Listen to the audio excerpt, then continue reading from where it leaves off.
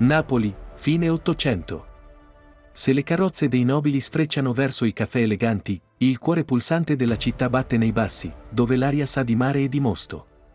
Qui, dietro insegne di legno consumate dal tempo con la scritta vini e oli, si apre un mondo a parte. Non chiamatela semplicemente vineria. Per il popolo, questa era una cantina, un tempio laico di tregua dove la realtà restava fuori dalla porta. Entrare in una cantina significava immergersi in un'oscurità calda. Il protagonista assoluto era il cantiniere, spesso un uomo robusto, con le mani macchiate di rosso e uno sguardo che aveva visto troppo per potersi ancora meravigliare.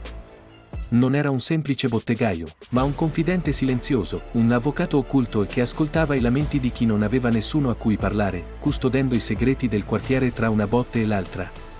Qui il vino non conosceva etichette. Spesso gestite da marito e moglie, queste botteghe servivano il vino prelevandolo direttamente dalle botti di rovere. Il metodo era rudimentale e figlio di un'igiene precaria. Il cantiniere usava un tubo, aspirando con la bocca per innescare la caduta del liquido nelle ampolle. Era il rito del quarto, quel bicchiere accompagnato dalla sua ampolla di vetro che diventava, per molti, l'unica porta verso un mondo magico. Ma cosa si beveva esattamente? Napoli era figlia di una terra vulcanica generosa. I popolari vini rossi erano il sangue della città, il Gragnano spumoso, il Sorrento, il Piedirosso, che tutti chiamavano per gli Palummo, e l'imponente Aglianico, senza dimenticare il leggendario Lacrima Cristi rosso. Per chi cercava freschezza, c'erano i bianchi taglienti, il Lacrima Cristi bianco, il Capri, la Falanghina dei Campi Flegrei, l'Asprigno d'Aversa e il Greco di Somma. Ogni sorso era un legame indissolubile con la terra ardente che circondava la città. A fine Ottocento il vino era un bene primario.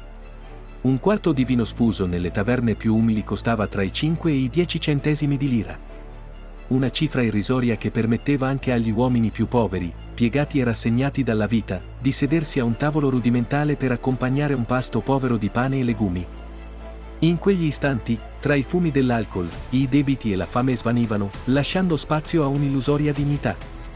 Il vero spettacolo, però, iniziava quando calava il sole. Era il momento del teatrino, le mogli entravano furiose per riportare i mariti barcollanti alle proprie responsabilità.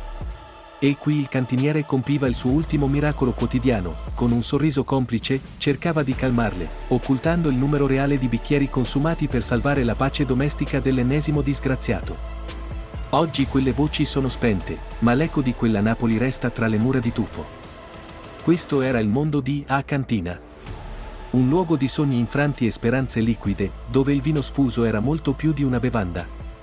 Se questo viaggio nella Napoli che fu ti ha affascinato, non restare solo. Iscriviti al canale per non perdere i prossimi segreti dei vicoli.